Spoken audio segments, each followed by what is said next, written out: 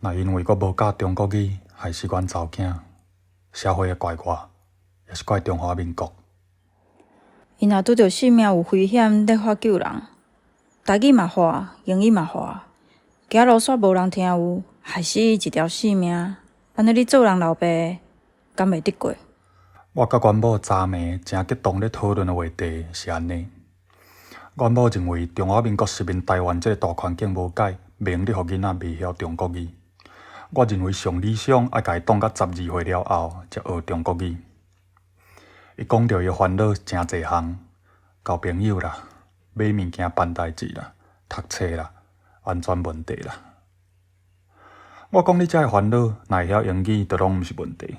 我知影外国人住中华民国住10冬，中国语也袂晓的，就是顾顾安全这一项，互我讲无话。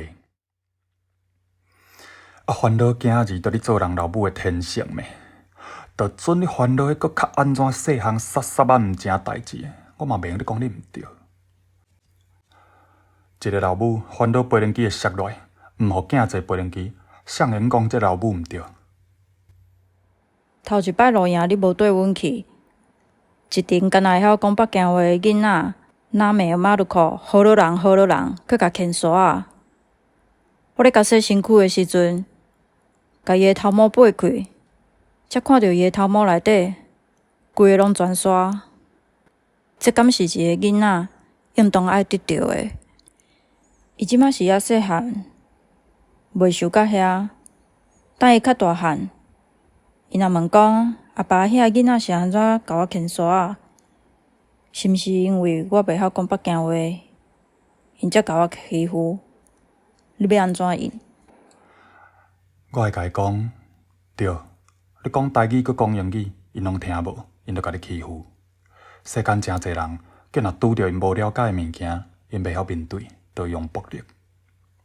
因听无台语，是中华民国甲因爸母做毋对。因听无台语，就决定要甲你欺负，是因毋对。你无做毋对，你无毋对。你是阿爸母上疼上惜的查某囝，阿爸爱你。你一定爱答应我，毋管未来安怎发展，你拢爱好好啊疼惜即个囡仔，因为伊有甲咱行一段路啊。伊有甲因阿嬷讲：“阿嬷，你无讲台语，阿嬷，你袂使讲北京话。”伊甲咱去超商会讲：“我要输讲。”伊若听到人甲伊讲中国话，伊拢会诚勇敢甲人讲：“我听无，你爱甲我讲台语。”